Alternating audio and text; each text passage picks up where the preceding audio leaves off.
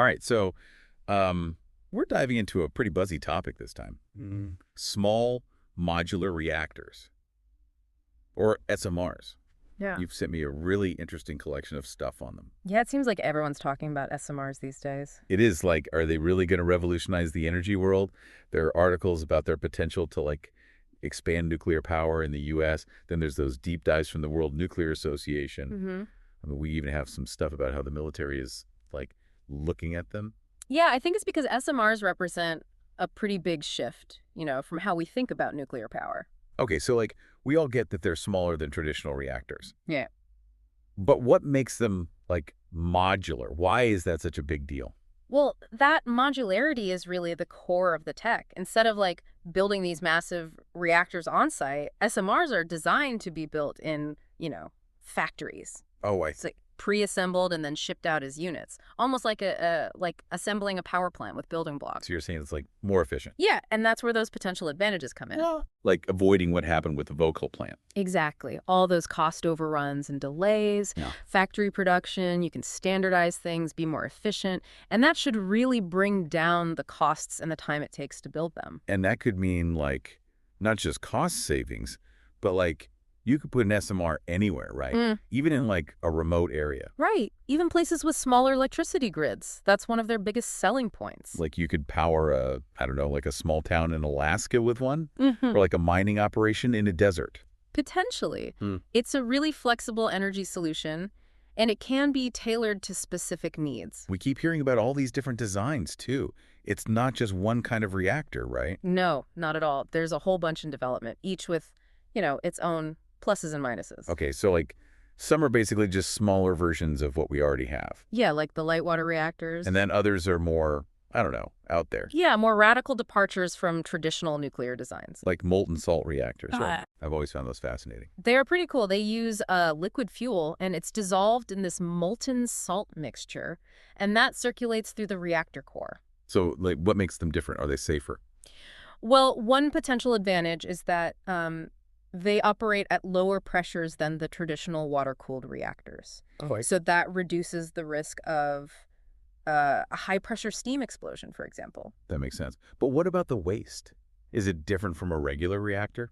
It is different. Because the fuel is liquid, you can actually continuously remove fission products. And those are like, Fission products, they're the highly radioactive byproducts, of nuclear fission.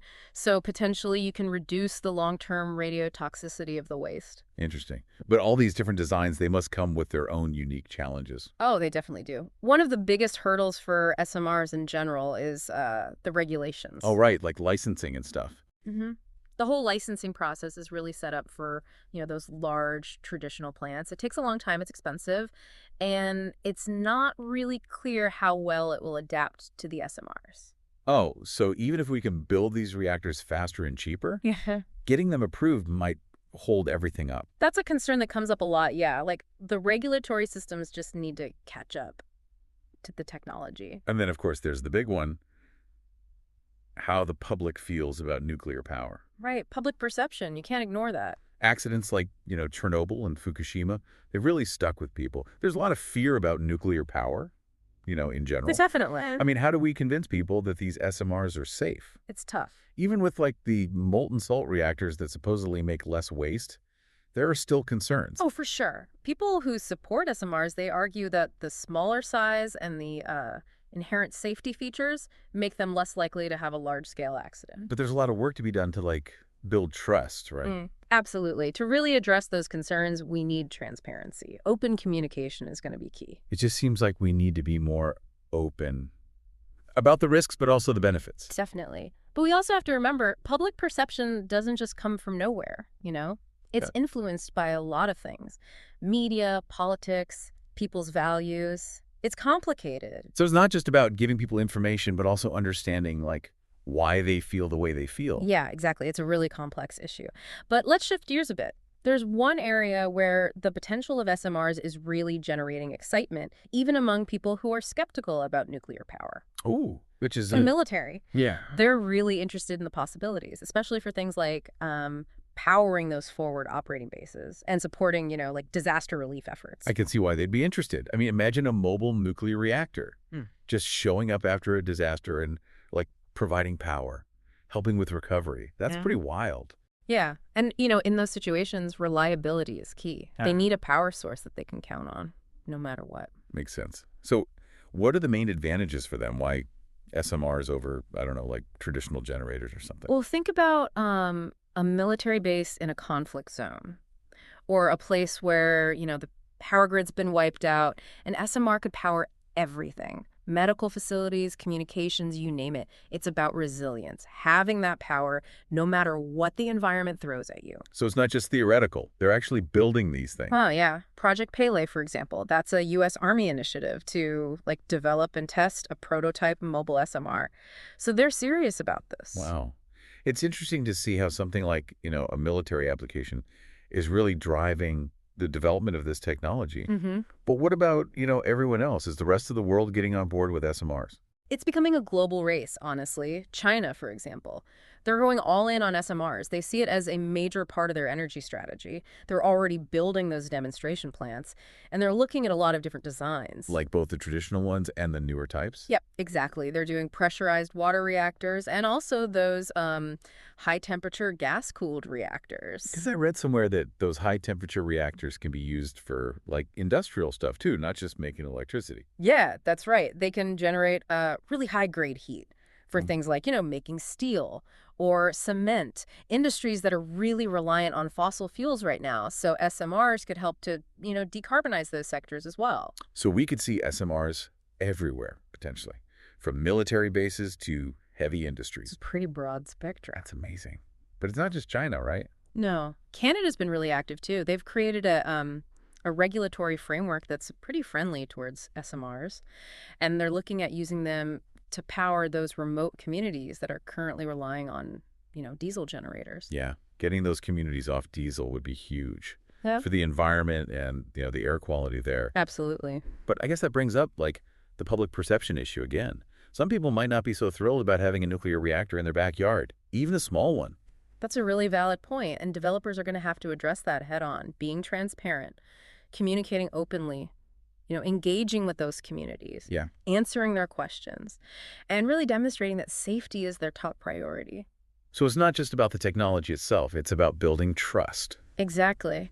And maybe, shifting how we think about nuclear power, highlighting the benefits, like reducing carbon emissions, providing clean energy to the people who need it most. Yeah, maybe if we focus on those aspects, it can help change people's minds. It's about framing the conversation. Right. And connecting it to people's values. It's interesting to think about how, like, the story we tell about nuclear power might change over time as the energy landscape shifts. It's a constantly evolving conversation. Speaking of evolving, you mentioned earlier that some of these SMRs are being looked at for even more, futuristic applications. I mean, it's hard to imagine something more out there than a mobile reactor for the military. What else is there? Well, how about this? Space exploration. Space exploration. Wow. Yeah. Okay. I did not see that coming. So, like, we're talking about putting nuclear reactors in space. It sounds crazy, right? But researchers are actually looking at using SMRs for things like, powering a moon base. Or a Mars outpost, maybe even like deep space missions. I mean, I guess that makes sense. But why not just use, like, solar panels and batteries like we do now? Well, the further you get from the sun, solar power becomes less reliable, less efficient. And those chemical batteries we use now, they're okay for, short trips, but they just don't have the juice for, like, long-duration space travel or powering a base, permanently on another planet. So a small reactor, something like an SMR, could be the answer. Exactly. It can run continuously, plenty of power, and it doesn't matter where you are or if the sun's shining. Huh. And it's not just about electricity either, right? I remember reading something about, like, using the heat from the reactor. Right. That heat can be used for thermal management, which is super important when you're dealing with, the extreme temperatures in space. Yeah. And you could also use it to, like, extract resources from other planets. So we could be talking about, like, a self-sustaining human presence in space? Yeah. With SMRs as the key. That's the idea. Imagine, like, factories on the moon or Mars, powered by SMRs, using local resources to make, building materials, rocket fuel. That would be incredible. Yeah, it would.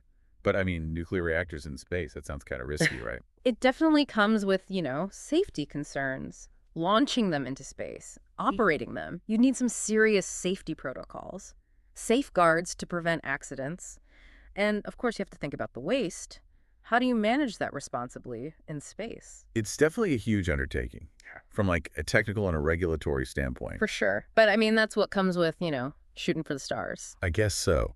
So as we wrap this up, what's the like one big thing you want our listeners to take away from this? I think the main thing is SMRs are still early. We're just starting to explore what they can do, but the potential is huge. Yeah, I agree. I mean, whether it's, clean energy for those remote communities, decarbonizing those big industries, or maybe even taking us deeper into space, SMRs could change a lot of things. It's been a really interesting journey learning about all this. Thanks for, walking us through it. No problem. It's a conversation we need to be having. As these technologies, keep developing, we need to stay informed. Absolutely. And on that note, we'll leave it there. Thanks for listening to this deep dive into the world of SMRs. Until next time, stay curious.